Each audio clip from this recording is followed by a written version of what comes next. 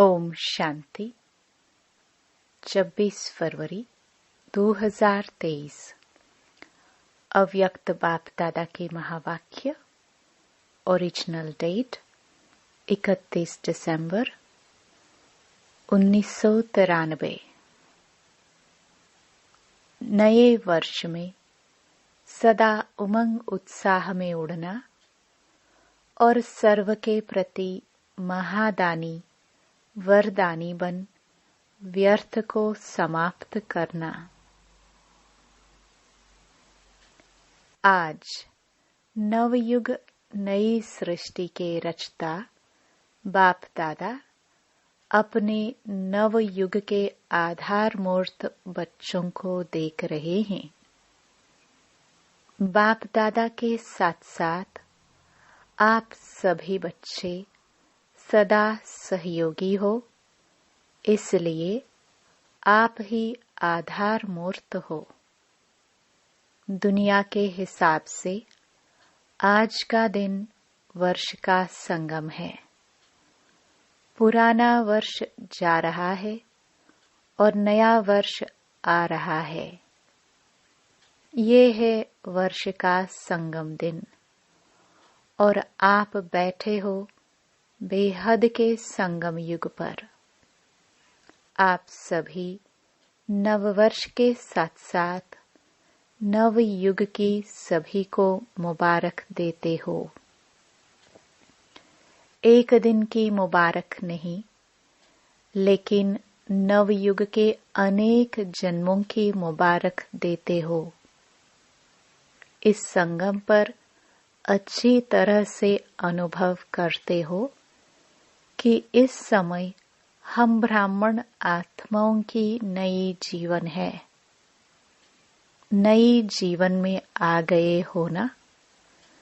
ब्राह्मणों का संसार ही नया है। अमृत वेले से देखो तो नई रीत नई प्रीत है।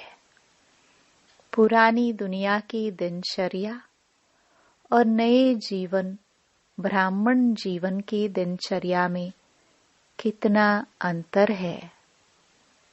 सब नया हो गया। स्मृति नई, वृत्ति नई, दृष्टि नई, सब बदल गया ना। और नई जीवन कितनी प्यारी लगती है। वैसे भी नई चीज सबको प्यारी लगती है। पुरानी चीज छोड़ना चाहते हैं और नई चीज लेना चाहते हैं। तो इस समय का यह छोटा सा नया संसार है। संसार भी नया और संस्कार भी नए। इसलिए दुनिया वाले भी नए वर्ष को धूमधाम से मनाते हैं। मनाने का अर्थ है उमंग उत्साह में आना। उत्साह होता है, इसलिए मनाने के दिन को उत्सव कहा जाता है। उत्साह से ही एक दो को बधाइयाँ व मुबारक देते हैं व ग्रीटिंग्स देते हैं। आप ब्राह्मण आत्माओं के लिए हर दिन उत्सव है। सदा उत्सव अर्थात उमंग उत्साह में रहते हो। यह उमंग उत्साह ही ब्राह्मण जीवन है। दुनिया की रीति प्रमाण विशेष दिन को मनाते हो। आज मनाने के लिए इकट्ठे हुए हो ना। लेकिन आपका नवयुग नई जीवन का उमंग उत्साह सदा ही है। ऐसे नहीं कि 2 तारीख हो जाएगी तो उमंग उत्साह खलास हो जाएगा। 1 मास हो गया तो और खत्म हो जाएगा। हर दिन उमंग उत्साह बढ़ता जाता है, कम नहीं होता। ऐसे है ना कि अपने अपने स्थान पर जाएंगे तो उत्साह खत्म हो जाएगा। हर घड़ी उमंग उत्साह की है, क्योंकि उमंग उत्साह ही आप ब्राह्मणों की उड़ती कला के पंख है। इस उमंग उत्साह के पंखों से सदा उड़ते रहते हो। अगर कार्य अर्थ कर्म में भी आते हो, फिर भी उड़ती कला की स्थिति से कर्म योगी बन कर्म में आते हो। तो उड़ती कला वाले हो ना, तो बिना पंखों के तो उड़ नहीं सकते। यह उमंग उत्साह उड़ती कला के पंख सदा साथ हैं। यह उमंग उत्साह आप ब्राह्मणों के लिए बड़े से बड़ी शक्ति है। नीरस जीवन नहीं है। दुनिया वाले तो कहेंगे कि क्या करे, रस नहीं है, नीरस है, बेरस है। और आप क्या कहेंगे? उमंग उत्साह का रस है ही है। कभी दिल शिकस्त नहीं हो सकते हो। सदा दिल खुश। कैसी भी मुश्किल बात हो, लेकिन उमंग उत्साह मुश्किल को सहज कर देता है। उत्साह तूफान को भी तोहफा बना देता है। पहाड़ को भी राई नहीं, लेकिन रुई बना देता है। उत्साह किसी भी परीक्षा व समस्या को मनोरंजन अनुभव कराता है। इसलिए उमंग उत्साह में रहने वाले नव युग के आधार मूर्त नव जीवन वाले ब्राह्मण आत्माएं हो। अपने को जानते हो, मानते भी हो या सिर्फ जानते हो? क्या कहेंगे? जानते भी हैं, मानते भी हैं और उसी में चलते भी हैं। सदा यह उत्साह रहता है कि कल्प पहले भी हम ही थे, अब भी हैं और अनेक बार हम ही बनेंगे। तो अविनाशी उत्साह हो गया ना। थे, हैं और सदा होंगे। तीनों काल का हो गया ना। पास्ट, प्रेजेंट और फ्यूचर, तीन काल हो गए तो अविनाशी हो गया ना। बाप दादा देख रहे थे कि अविनाशी उमंग उत्साह में रहने वाली आत्माएं नंबरवार हैं या सब नंबर 1 हैं। जब है ही निश्चय बुद्धि विजयी, तो विजयी तो जरूर नंबर 1 होंगे ना। नंबरवार थोड़े ही होंगे। तो सदा नव जीवन के इस उत्साह में उड़ते चलो, क्योंकि आप आधार मूर्त हो। सिर्फ अपने जीवन के लिए आधार नहीं हो, लेकिन विश्व के सर्व आत्माओं के आधार मूर्त हो। आपकी श्रेष्ठ वृत्ति से विश्व का वातावरण परिवर्तन हो रहा है। आपके पवित्र दृष्टि से विश्व की आत्माएं और प्रकृति दोनों पवित्र बन रही हैं। आपके दृष्टि से सृष्टि बदल रही है। आपके श्रेष्ठ कर्मों से श्रेष्ठाचारी दुनिया बन रही है। तो कितनी जिम्मेवारी है। विश्व की जिम्मेवारी का ताज पहना हुआ है ना। कि कभी भारी लगता है तो उतार देते हो। क्या करते हो? जो डबल लाइट रहते हैं, उनको ये जिम्मेवारी का ताज भी सदा लाइट हल्का अनुभव होगा।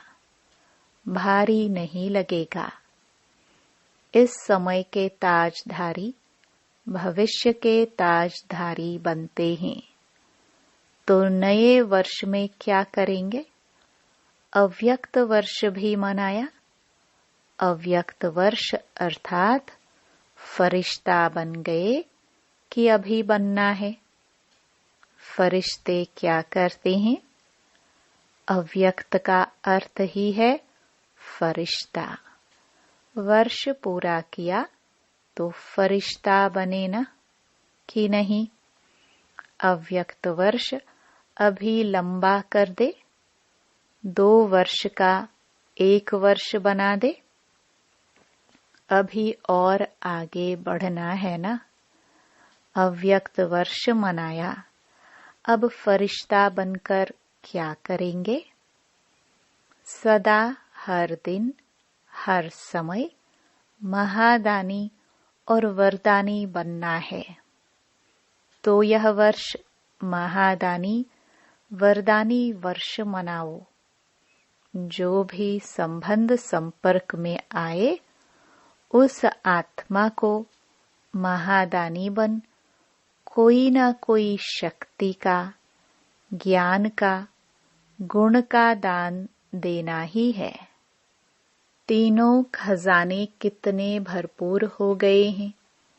ज्ञान का खजाना भरपूर है कि थोड़ा कम है। मास्टर नॉलेजफुल होना तो ज्ञान का खजाना भी है, शक्तियों का खजाना भी है और गुणों का खजाना भी है। तीनों में संपन्न हो कि एक में संपन्न हो, 2 में नहीं। वर्तमान समय आत्माओं को तीनों की बहुत आवश्यकता है। सारे दिन में कोई न कोई दान देना ही है, चाहे ज्ञान का, चाहे शक्तियों का, चाहे गुणों का, लेकिन देना ही है। महादानी आत्माओं का बिना दान दिए हुए कोई भी दिन न हो। ऐसे नहीं वर्ष पूरा हो जाए और कहो हमें तो चांस नहीं मिला। चांस लेना भी अपने ऊपर है कि चांस देने वाले दे तब चांस ले सकते हैं या स्वयं भी चांस ले सकते हैं। लेना आता है कि कोई देवे तो लेना आता है। कोई चांस नहीं देगा तो क्या करेंगे? देखते सोचते रहेंगे। सारे दिन में चाहे ब्राह्मण आत्माओं के, चाहे अज्ञानी आत्माओं के संबंध संपर्क में तो आते ही हो ना। जिसके भी संबंध संपर्क में आओ उनको कोई न कोई दान अर्थात सहयोग दो। दान शब्द का रूहानी अर्थ है सहयोग देना। तो रोज महादानी व वरदानी बन वरदान कैसे देंगे? वरदान देने की विधि क्या है? आपके जड़चित्र तो अभी तक वरदान दे रहे हैं। तो वरदान देने की विधि है, जो भी आत्मा संबंध संपर्क में आए उनको अपने स्थिति के वायुमंडल द्वारा और अपने वृत्ति के वाइब्रेशंस द्वारा सहयोग देना अर्थात वरदान देना।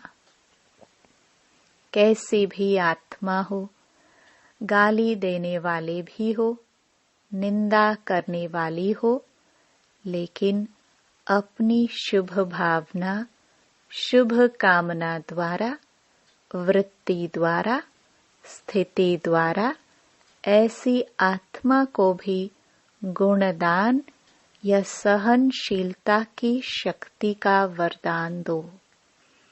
अगर कोई क्रोध अग्नि में जलता हुआ आपके सामने आए तो आग में तेल डालेंगे या पानी डालेंगे?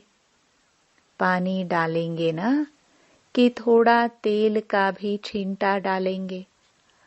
अगर क्रोधी के आगे आपने मुख से क्रोध नहीं किया, मुख से तो शांत रहे, लेकिन आंखों द्वारा, चेहरे द्वारा क्रोध की भावना रखी, तो भी तेल के छींटे डाले। क्रोधी आत्मा परवश है, रहम के शीतल जल द्वारा वरदान दो। तो ऐसे वरदानी बने हो कि जिस समय आवश्यकता है उस समय सहन शक्ति का तीर नहीं चलता है। अगर समय पर कोई भी अमूल्य वस्तु कार्य में नहीं लगी तो उसको अमूल्य कहा जाएगा? अमूल्य अर्थात समय पर मूल्य कार्य में लगे। तो इस वर्ष क्या करेंगे? महादानी वरदानी बनो। चैतन्य में संस्कार भरते हो, तब तो जड़ चित्रों द्वारा भी वरदानी मूर्त बनते हो। संस्कार तो अभी भरने हैं ना, कि जिस समय मूर्ति बनेगी उस समय भरेंगे।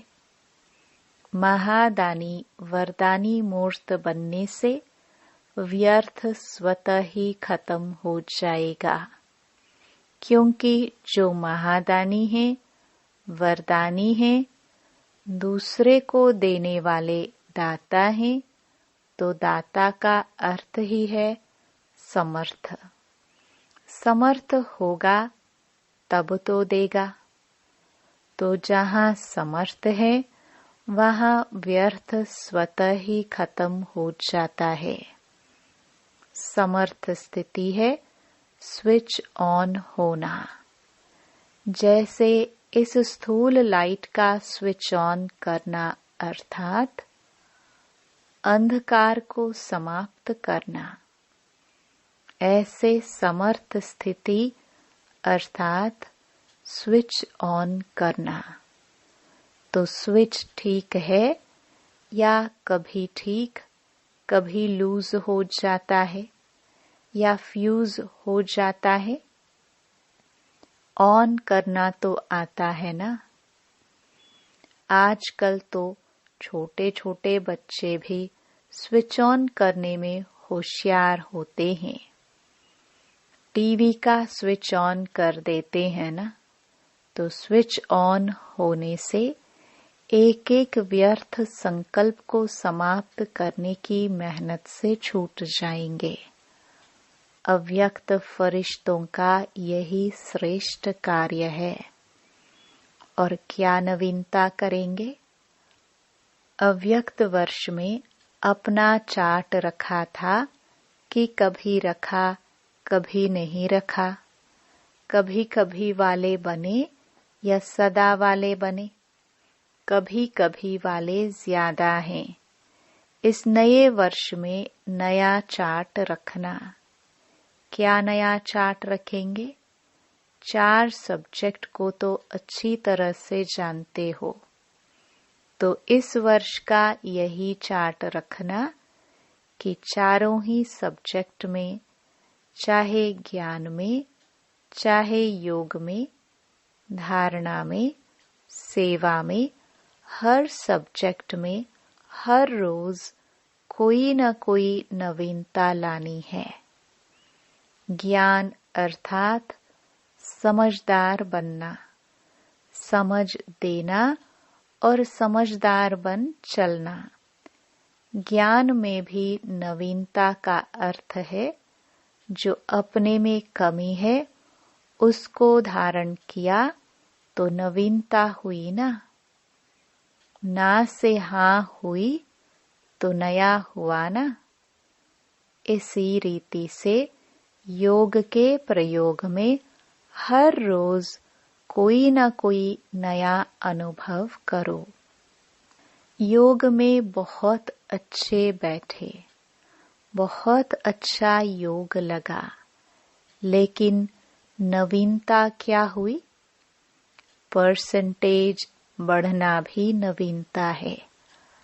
आज अगर आपकी परसेंटेज योग की 50% है और कल 50 से वृद्धि हो गई तो नवीनता हो गई। ऐसे नहीं कि एक ही मास में 50-50 लगाते जाओ, तो चारों ही सब्जेक्ट में स्व के प्रगति में नवीनता, विधि में नवीनता, प्रयोग में नवीनता, औरों को सहज योगी बनाने में और परसेंटेज बढ़ना माना नवीनता। किसको दुख दिया, किसको क्रोध किया, यह तो कॉमन चार्ट है। यह तो आपकी जो रॉयल प्रजा है वह भी रखती है। अब रॉयल प्रजा हो व राजा हो तो नवीनता से स्वतः ही तीव्र पुरुषार्थ के समीपता की अनुभूति होती रहेगी। समझा क्या चार्ट रखना है? और हर 3 मास में रोज का नहीं यहाँ भेजना, काम बढ़ जाएगा। इस वर्ष तो आपको इकोनॉमी भी करनी है ना। यह वर्ष विशेष इकोनॉमी का है। एक नामी और इकोनॉमी।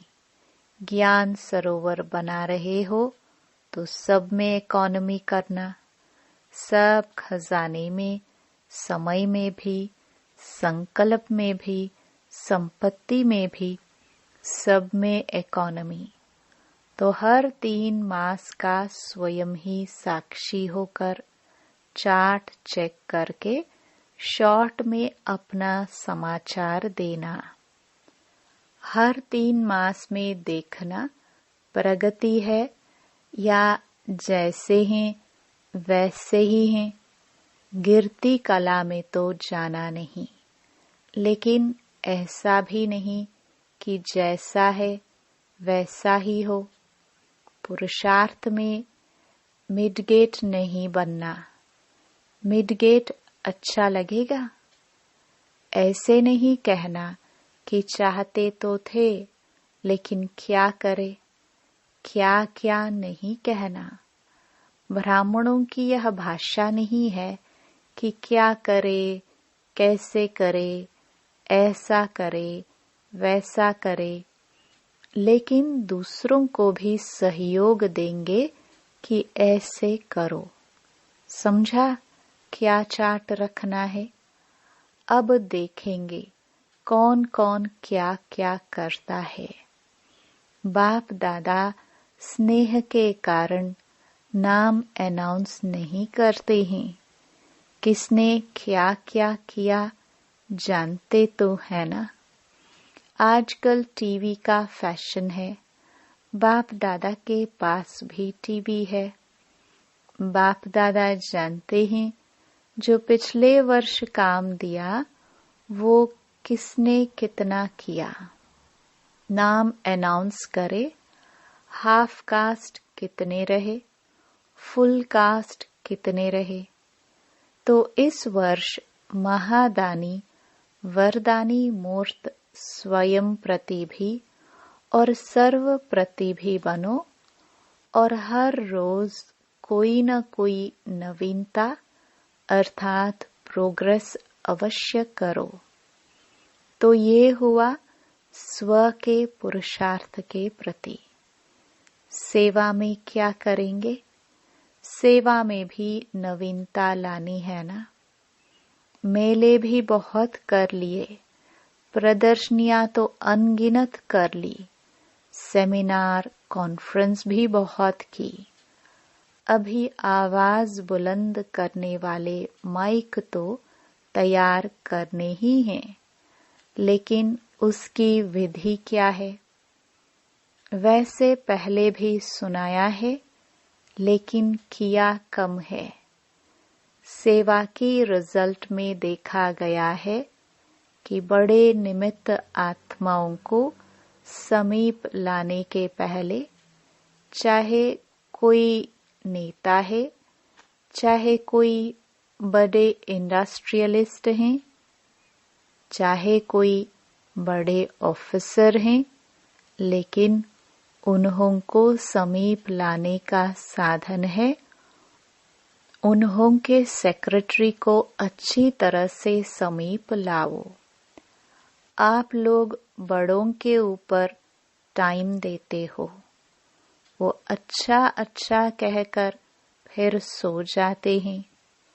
उन्हों को फिर जगाने के लिए इतना टाइम तो मिलता नहीं, न वो देते हैं, न आप जा सकते हो। इसलिए सेक्रेटरी जो होते हैं वो बदलते भी नहीं हैं। बड़े तो सब बदल भी जाते हैं। आज एक मिनिस्टर की सेवा करते हो और कल वो प्रजा बन जाता है। सेक्रेटरी काफी सहयोगी बन सकते हैं। तो किसी भी वर्ग की सेवा में इस वर्ष विशेष सेक्रेटरी, मैनेजर्स या प्राइवेट असिस्टेंट जो भी शक्तिशाली हो, बड़ों के समीप हो, उन आत्माओं की सेवा विशेष करो। दूसरी बात, पहले भी इशारा दिया है कि वर्तमान समय कम खर्चा और नाम वाला। उसकी विधि है कि जो भी छोटी या बड़ी संस्थाएं हैं, एसोसिएशंस हैं, उन्हों से संबंध संपर्क रखो। बनी बनाई स्टेज पर नाम वाला करो। कम खर्चा, नाम वाला करते हो, लेकिन और तीव्र गति से। हर देश में या हर गांव में या हर जिले में जो भी भिन्न भिन्न प्रकार के एसोसिएशंस हैं या बहुत वर्ग के कार्य करने वाले हैं, कॉन्फ्रेंस करने वाले हैं या सम्मेलन करते हैं, तो बनी बनाई स्टेज पर संदेश दो। तो समय और मेहनत दोनों बच जाएंगे। अभी इसको तीव्र गति में लाओ। चेक करो कि जिस देश के या जिस स्थान के निमित्त बने हैं, उस स्थान की कोई भी संस्था वंचित नहीं रह जाए, क्योंकि वर्तमान समय वायुमंडल परिवर्तन हो गया है। अभी डर कम है, स्नेह ज्यादा है। अच्छा मानते हैं, अच्छा बनते नहीं हैं, लेकिन अच्छा मानते हैं। इसलिए इस दो प्रकार की सेवा को और अंडरलाइन करो तो सहज माइक तैयार हो जाएंगे। नया वर्ष शुरू किया है तो नया विधि और विधान भी चाहिए ना। इस नए वर्ष का अमृत वेले सदा यह स्लोगन इमर्ज करना कि सदा उमंग उत्साह में उड़ना है और दूसरों को भी उड़ाना है। बीच बीच में चेक करना, ऐसे नहीं कि अमृत वेले चेक करो और सारा दिन मर्ज कर दो, फिर रात को सोचो कि आज का दिन तो ऐसे ही रहा। नहीं, बीच बीच में चेक करो, इमर्ज करो कि उमंग उत्साह के बजाय कोई और रास्ते पर तो नहीं चले गए। उड़ती कला के बजाय और किसी कला ने तो अपने तरफ आकर्षित नहीं किया। अच्छा, चारों ओर के नव जीवन अनुभव करने वाले सर्व ब्राह्मण बच्चों को सदा नवयुग के आधार मूर्त श्रेष्ठ आत्माओं को सदा संकल्प, बोल और कर्म द्वारा महादानी वरदानी आत्माओं को सदा स्वयं की स्थिति द्वारा औरों की परिस्थिति को भी सहज बनाने वाली समर्थ आत्माओं को सदा हर दिन स्वयं में प्रगति अर्थात नवीनता अनुभव करने वाले समीप आत्माओं को सदा एक नामी और इकोनॉमी करने वाले बाप समान समीप आत्माओं को बाप दादा का याद प्यार और नमस्ते। वरदान। तन को आत्मा का मंदिर समझ उसे स्वच्छ बनाने वाले नंबर 1 श्रेष्ठ ब्राह्मण आत्मा भव। हम ब्राह्मण आत्माएं सारे कल्प में नंबर 1 श्रेष्ठ आत्माएं हैं, हीरे तुल्य हैं। इस स्मृति से तन को आत्मा का मंदिर समझकर स्वच्छ रखना है। जितनी मूर्ति श्रेष्ठ होती है उतना ही मंदिर भी श्रेष्ठ होता है। तो इस शरीर रूपी मंदिर के हम ट्रस्टी हैं। यह ट्रस्टीपन आपे ही स्वच्छता व पवित्रता लाता है। इस विधि से तन की पवित्रता सदा रूहानी खुशबू का अनुभव कराती रहेगी। स्लोगन। रूहानियत में रहने का व्रत लेना ही ज्ञानी तो आत्मा बनना है। ओम शांति।